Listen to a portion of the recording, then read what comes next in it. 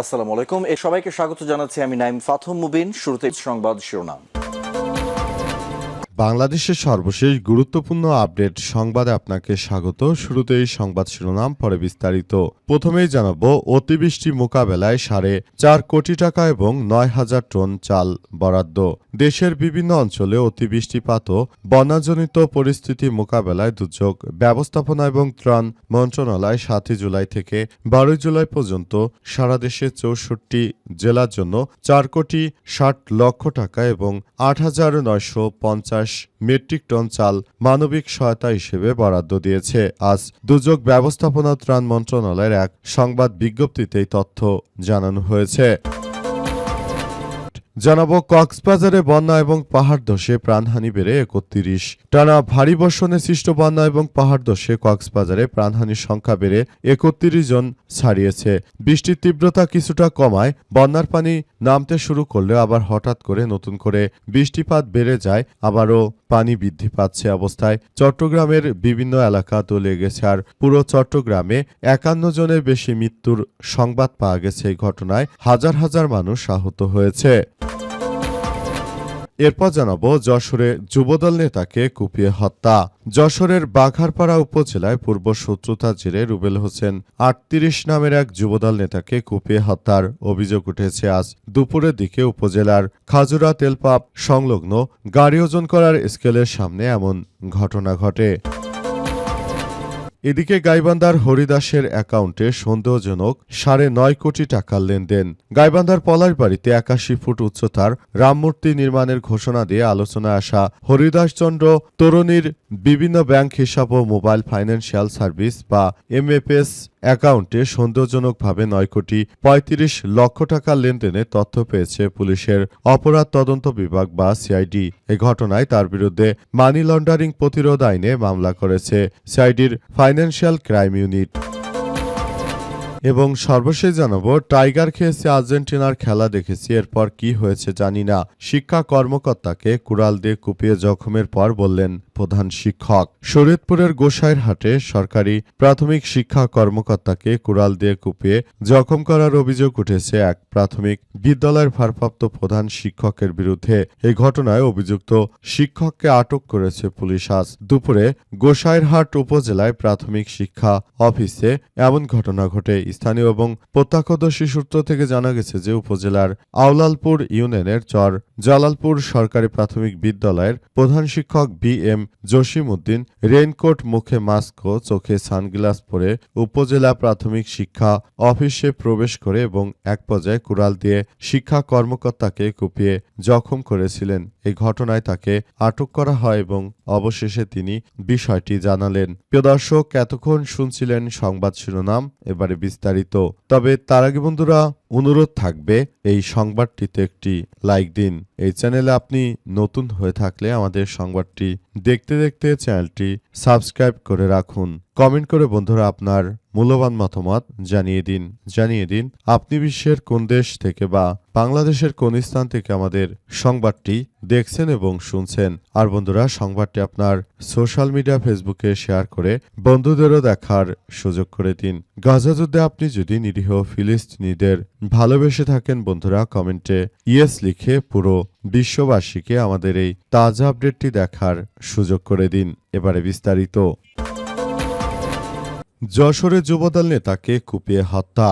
যশোরের বাঘারপাড়া উপজেলায় পূর্ব শত্রুতা জেরে রুবেল হোসেন 38 নামের এক যুবদল নেতাকে কুপিয়ে হত্যার অভিযোগ উঠেছে। আজ দুপুরের দিকে উপজেলার খাজুরা তেলপাম্প সংলগ্ন গাড়ি ওজন করার স্কেলের সামনে এমন ঘটনা ঘটে। নিহত রুবেল হোসেন উপজেলার খাজুরা তেলপাম্প সংলগ্ন তেলি ধান্যপোড়া গ্রামের বাসিন্দা। তিনি মৃত মোন্তাজ ঢালির ছেলে এবং বন্দবিলা ইউনিয়ন যুবদলের যুগ্ম সাধারণ সম্পাদক। পুলিশ ও স্থানীয় সূত্র থেকে জানা গেছে যে পূর্ব শত্রুতা জেরে একই এলাকার আব্দুর রবের ছেলে রাব্বি ধারালো অস্ত্র দিয়ে রুবেল হোসেনের উপর হামলা চালায়। এ সময় তাকে শরীরের বিভিন্ন স্থানে এলোপাতাড়ি কুপিয়ে গুরুতর জখম করে পালিয়ে যায় অভিযুক্ত রাব্বি নিহত রুবেলের ছোট বোনের দেবর বলে জানা গেছে। গুরুতর আহত অবস্থায় স্থানীয় লোকজন রুবেলকে উদ্ধার করে যশোর 250 শয্যা বিশিষ্ট জেনারেল হাসপাতালে জরুরি বিভাগে নিয়ে গেলে কর্তব্যরত চিকিৎসক পরীক্ষা নিরীক্ষা শেষে তাকে মৃত ঘোষণা করেন। পরে মরদেহ ময়নাতদন্তের জন্য হাসপাতালের মর্গে পাঠানো হয়েছে।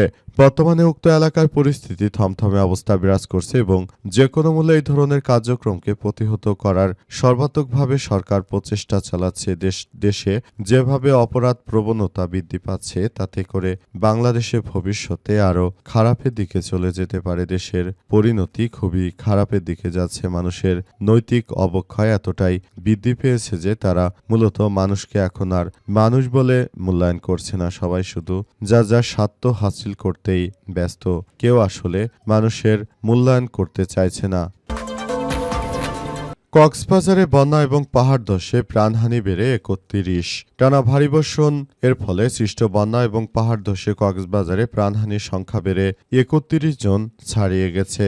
আজ রামু উপজেলার কচ্ছদিয়া এলাকায় বন্যার স্রোতে ভেসে নিরঞ্জন চন্দ্র দাস ৬৫ নামের এক বৃদ্ধার মৃত্যু হয়েছে।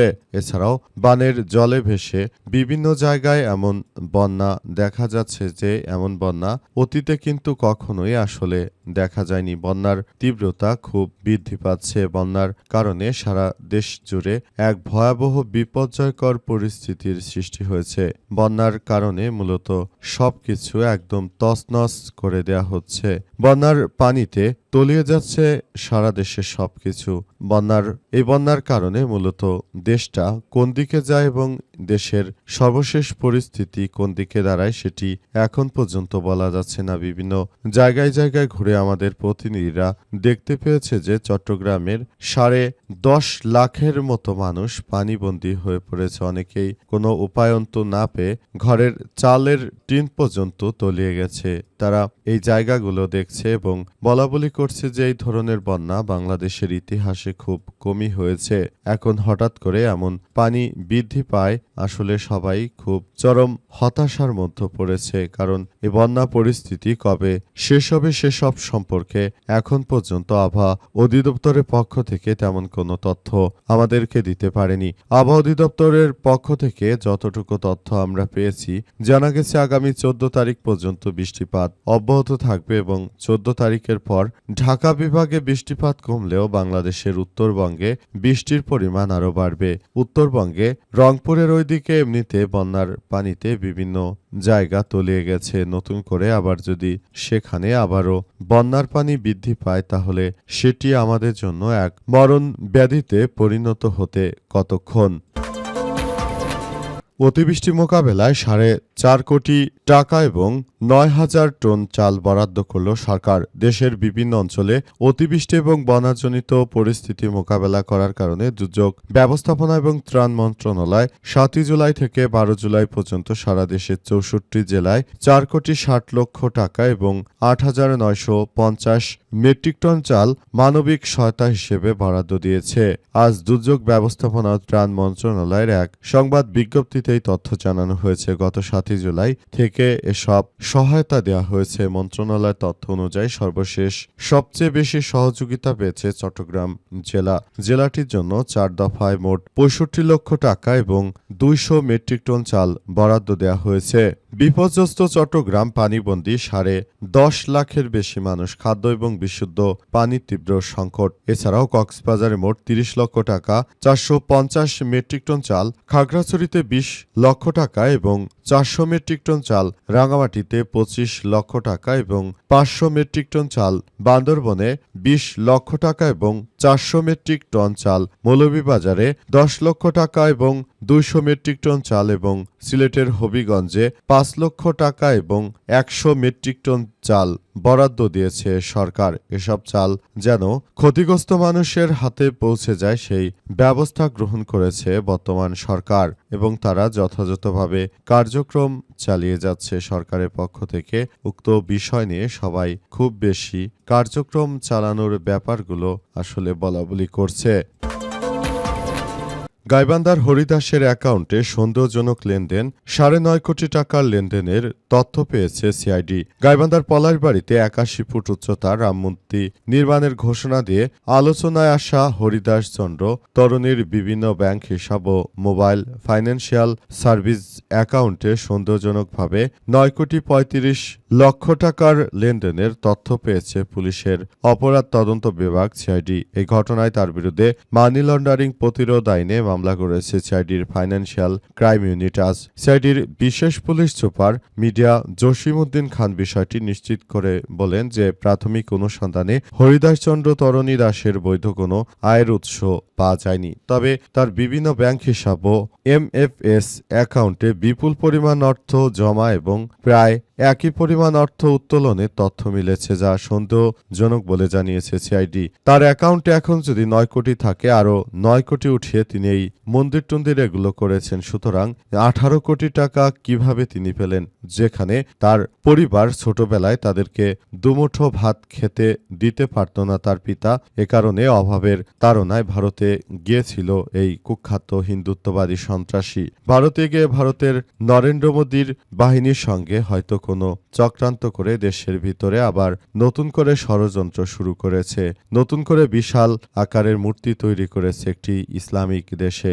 দেশে মন্দিরের বাইরে এত বড় মূর্তি বাংলাদেশের কোথাও আর নির্মাণ করা হয়নি। তিনি মূলত নির্মাণ করে দেশকে অস্থিতিশীল করার যে আওয়ামী ষড়যন্ত্র বাস্তবায়ন করছে সেটা প্রমাণ পেয়েছে তারা। এই ঘটনায় মূলত তাদের এই সব সক্রিয়তার কারণে সিআইডি এই কুখ্যাত সন্ত্রাসীকে আটক করে তারপর নিয়ে গেছে। আর বিষয়গুলো থেকে আসলে কোন দিকে যাচ্ছে বিষয়টি সেটি এখন পর্যন্ত বোঝা যাচ্ছে না। পুরো পরিস্থিতি খুবই থমথমে আকার ধারণ করেছে।